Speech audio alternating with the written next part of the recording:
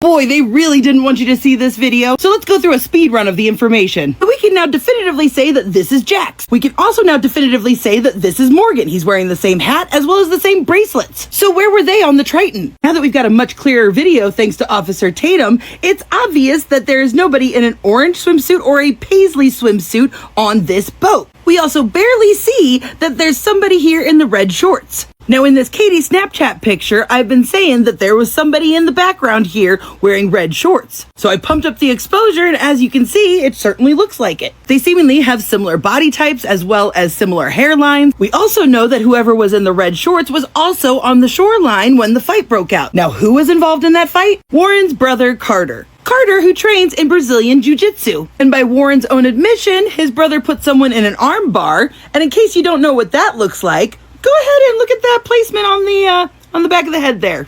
Spot look familiar? Given Carter's height, build, body type, this looks like it could be him. But one blurry, underexposed picture is not solid proof of anything, right? But we know Warren grabbed his younger brother and had him come over hang out with them on their boat as they were sinking or whatever. And it would be pretty bad for their case if this was Carter on the Triton and then on Katie's boat at 6 o'clock. But now my attention turns to this person who a lot of people think is Bart. But in his hand, he is holding a cell phone. So I thought, why would Bart jump from his boat to the other boat holding a cell phone when other people have cell phones in their hands while Wyatt is on the phone in the picture? So while I was trying to compare pictures of Bart to the person on the boat that I can't identify, I found this picture with him with a tattoo from about 2 years ago. And it wasn't until just today that I stopped looking at the tattoo and I started looking at his wrist. Because someone in the background of this picture has always stuck out to me because my instinct always was like, is that Bart? Bart seemingly has a pretty pronounced mullet as according to this picture,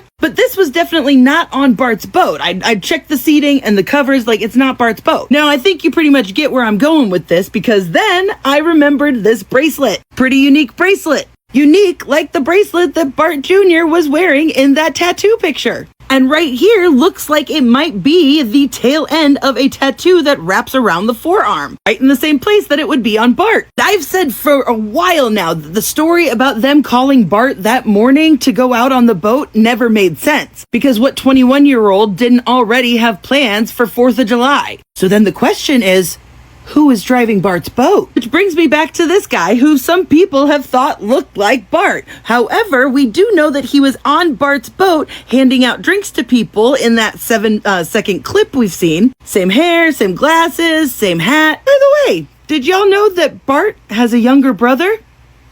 The family resemblance is very striking. I mean, the real difference is that he's a little bit shorter and has a squarer jaw. And does anybody want to guess what his younger brother's name is?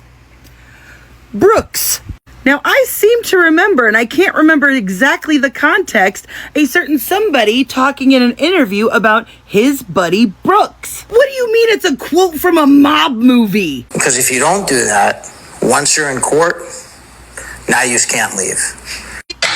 Now you just can't leave. Maybe if you're trying to convince the general public that these boys are innocent, don't quote a mob movie in which they then beat up a bunch of bikers at a bar. And it seems quite obvious to me that this lawyer, instead of, presenting evidence that would help exonerate them in the public eye, like showing the actual security cam footage of when they came home or the text messages with Katie. No. Instead, we're going to keep it focused on race, which you can see by this clip.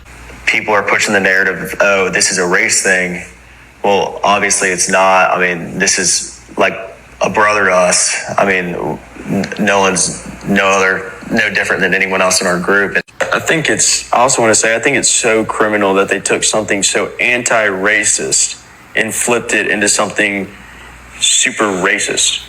Like this is the definition of anti-racism. I mean, that we did not look at Nolan any different than I looked at him, or even you. Okay, first off, that even you was wild. It's quite clear from that sentence that Jax has never had an actual conversation about racism in his entire life. I was friends with a black person. That's the most anti-racist anybody's ever been. This situation was the most unracist thing that's ever existed. It's the media. They're the ones making this racist. No, you don't understand what that means. It means your story doesn't hold water, and when people called you out on it and called out the investigation on not even investigating, that is systematic racism. It's very, very clear to me that the lawyer is the one telling them to keep the focus on race. Because you can see the lawyer and the gears in his head turning and nodding and agreeing along with all of the racial stuff. And you can see him kind of being like, yeah, okay, that's what I'm saying, yeah. So it's very clear that that was one of the bullet points that the lawyer told them to hit home over. And another one was the Coast Guard. Why would I call the Coast Guard if I knew he was dead? I called the Coast Guard right away. First off, you didn't. You waited till 11 o'clock. Second, it's not like the Coast Guard searched for him that night. Warren clung to that like it was a safety raft. I think from the beginning, I'm glad that I called the Coast Guard. It would have been completely different. I'm glad I called the Coast Guard. It's like, I'm sorry, Warren, but it's actually way more suspicious that you called the Coast Guard, because first, you didn't want to call the Coast Guard when you guys were sinking, and then for some reason, you assumed that Nolan was still out on the island at 11 o'clock at night. Why wouldn't you assume that he came back with the person he was supposed to come back with, and something happened to him in transit? Because no reasonable person would think that he was still out on the island, in my opinion. Because in your own words, Warren, you said you didn't talk to Katie till the next day. And then speaking of the island, the lawyer tries to say that by them going to the island and looking around, that it absolutely exonerates them and that the narrative couldn't be this, and ends it with a wild statement, mind you. People who have been sucking up way more oxygen than they're entitled to have not been to the island. I'm willing to bet that a lot of the hustlers and profiteers and liars have not been to that island, and you have to go to that island. And being at the island today was revelatory. It was really illuminating. It's a very dynamic marine environment, first of all. But when you go to the island, you see instantly that what some people want to be true, what they wish to be true, they're trying to wish it to be true, they're trying to make it true through their lies. It's actually not possible. It is a very, very long and narrow barrier island. It's basically very low sand dunes. And the particular part of the island that we're dealing with, there are no trees. There's hardly any foliage, hardly any tree cover, hardly any plants, and it's wide open. And on July 4th, there were thousands of people there. There is no possible way that anybody could have committed a murder in broad daylight. Murder?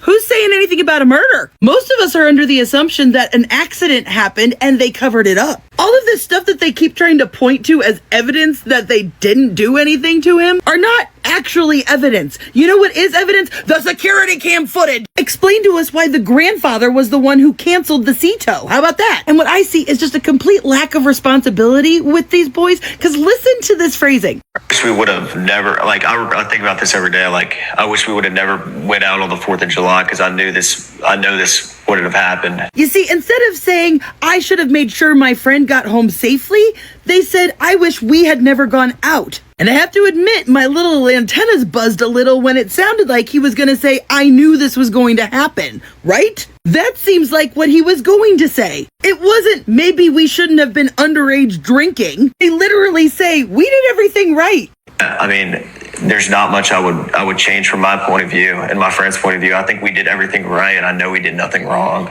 Those are not the words of somebody who lost their brother, their best friend, a month ago. And I lost one of my closest friends in a non-suspicious way.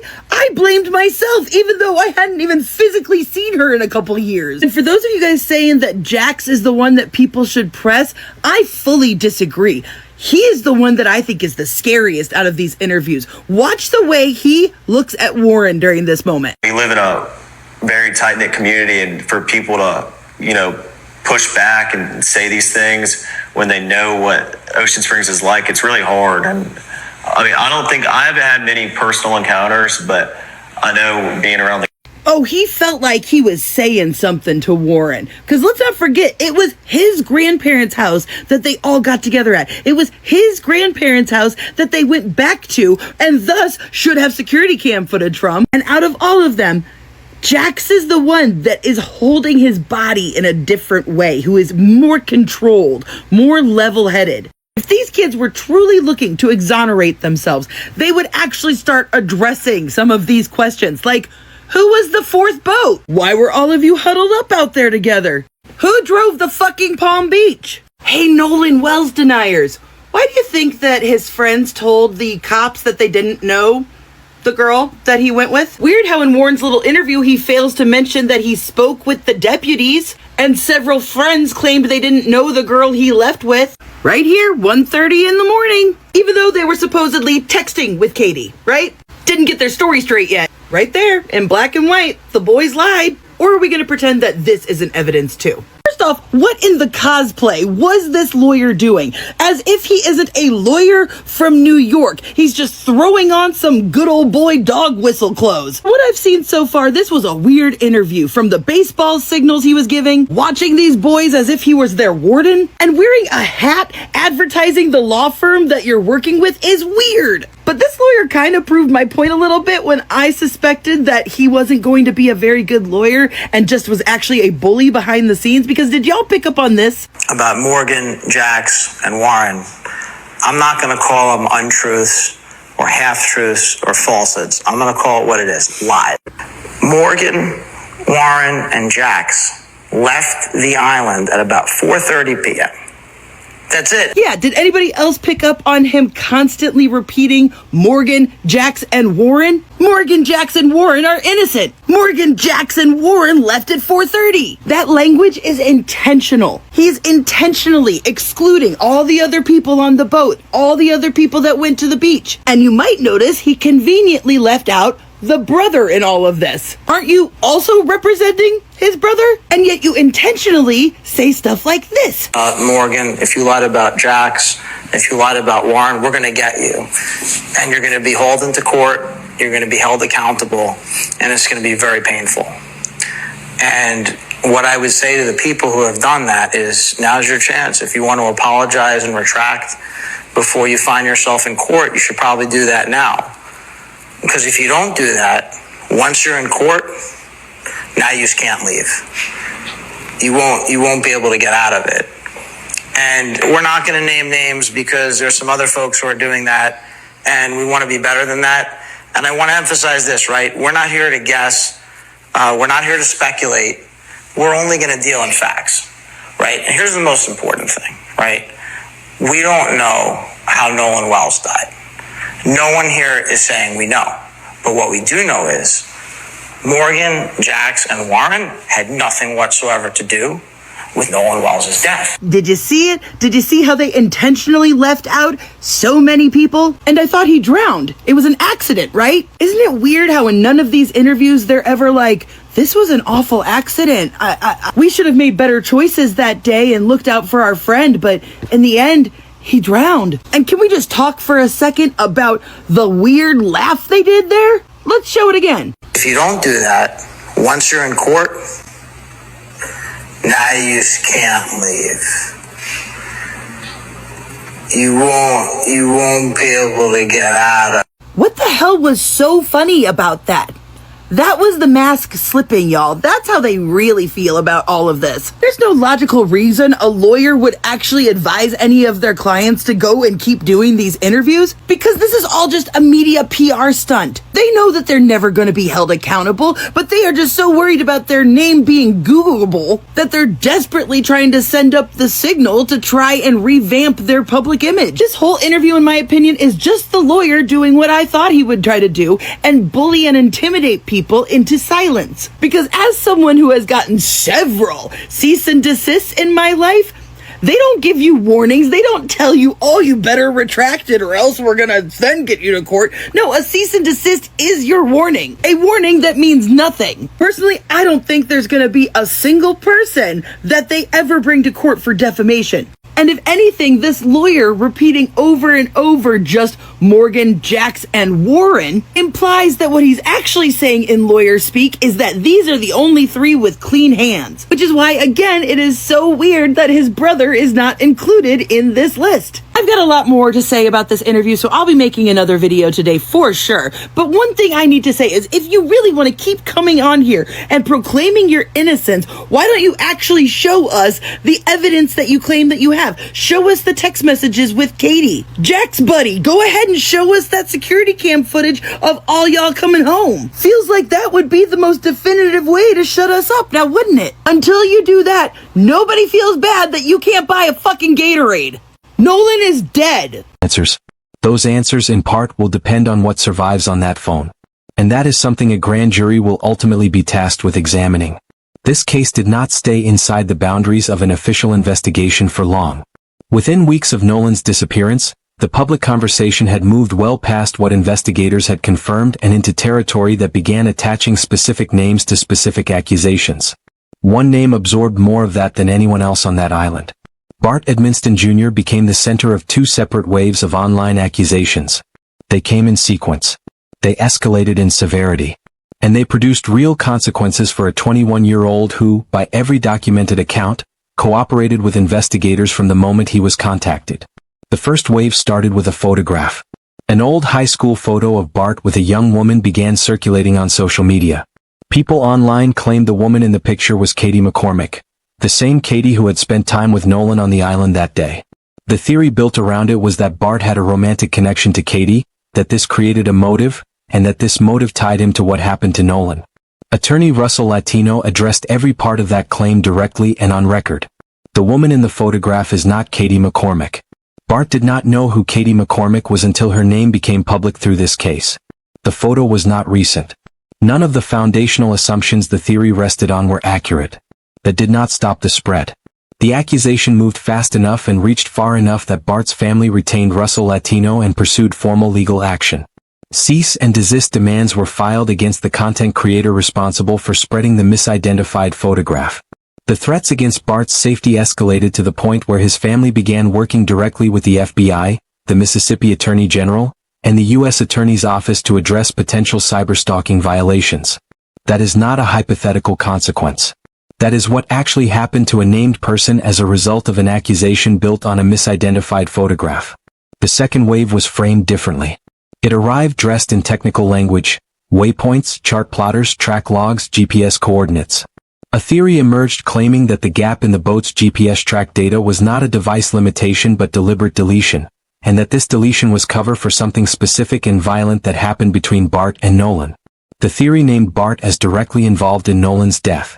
The technical framing gave it the appearance of evidence. It was not evidence. Consumer-grade marine chart plotters do not guarantee uninterrupted track logging under all conditions. Power loss, configuration settings, and standard device limitations regularly produce data gaps with no human intervention involved. No official forensic examination has confirmed that any track data was intentionally deleted. No witness has placed Bart in proximity to Nolan at a moment of harm. No physical or forensic evidence establishes contact between them.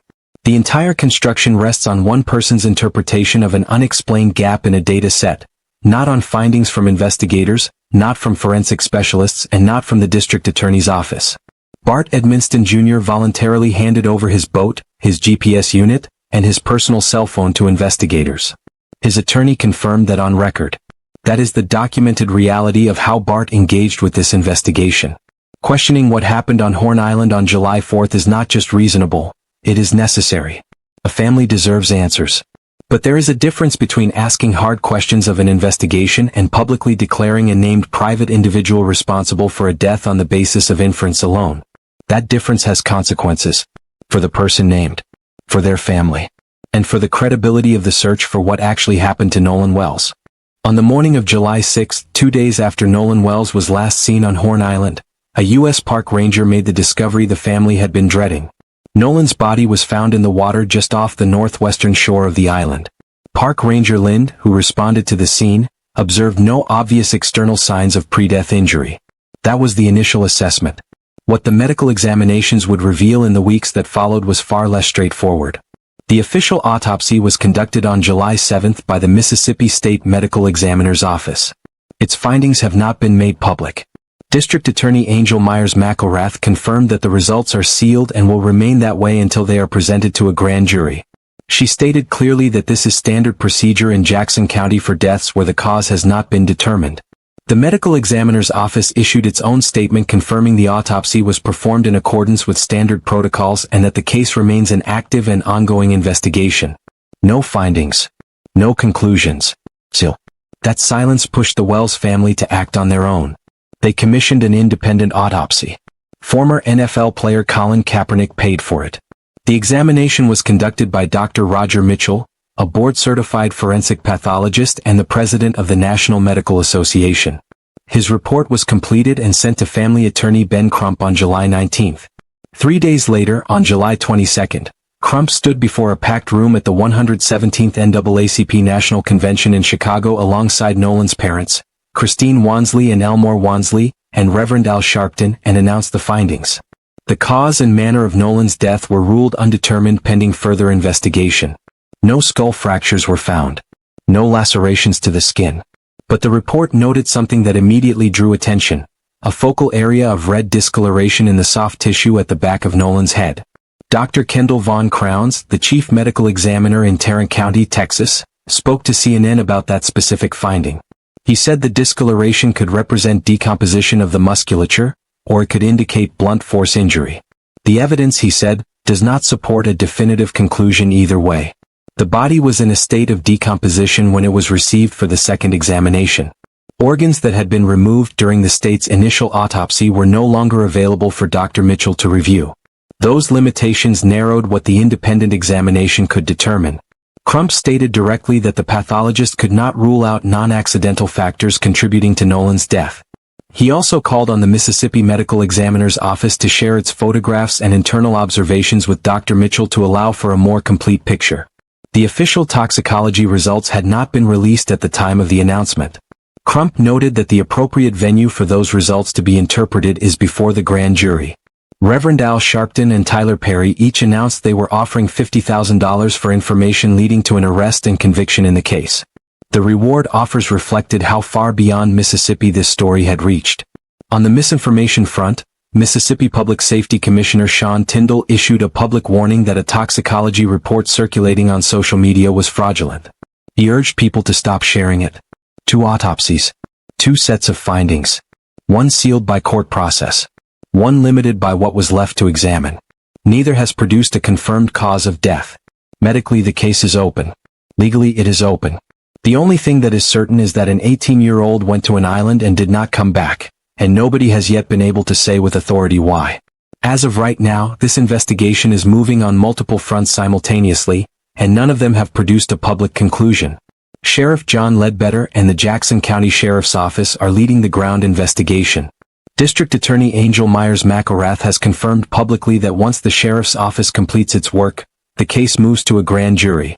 That is the formal legal path it is on. No shortcuts. No bypasses. The process is in motion and the DA has been clear that it is far from finished. The DA's office took the additional step of issuing a direct public appeal. Anyone who was on the northwestern tip of Horn Island on July 4th and witnessed an argument, a disturbance, or any unusual activity was asked to come forward. That request is still open. Hundreds of people were on that island that day. Investigators are still working through footage, photographs, and accounts from people who were there and may not even realize what they captured. The FBI is involved on 2 separate tracks. The first is the cyberstalking and threats investigation connected to the online accusations directed at named individuals in this case. The second is broader cooperation with state and federal law enforcement on the case itself. Subpoenas to major social media platforms remain active. GPS forensic review is ongoing. Expert audio analysts have been brought in to examine the C-tow distress call for additional information. 2 grand jury proceedings are in motion. Ben Crump met directly with DA McElrath to get clarity on where things stand. Both came away from that meeting confirming the same thing. This investigation is not close to over. One of Nolan's friends who was present on Horn Island that day, Javon Williams, told CNN something that has stayed with people following this case. He said he had never known Nolan to stay back while his friends left. Not once. Here is what is confirmed. Nolan Wells went to Horn Island on July 4th with people he knew. He did not come home. His body was found 2 days later. 2 autopsies could not determine how he died. The investigation is active. The grand jury process is next. Christine Wansley said she wants honesty and transparency. Those answers are not here yet. The Nolan Wells case is not closed. It is not resolved. And every time a verified development surfaces, from the grand jury, from the forensic reviews, from the social media subpoenas, this channel will be here to cover it accurately and without sensationalism. If you are not already part of this community, subscribe to Unsolved Files right now. This is exactly the kind of case we follow from beginning to end, and you do not want to be catching up later. If you watched our previous episode on Nolan Wells, you already know how deep this case goes. Drop a comment below and tell us what question you think investigators need to answer first. Keep it respectful. A real family is living through this in real time. We stay on this until there are answers. That is the commitment. Thank you for watching Unsolved Files. We will see you in the next one.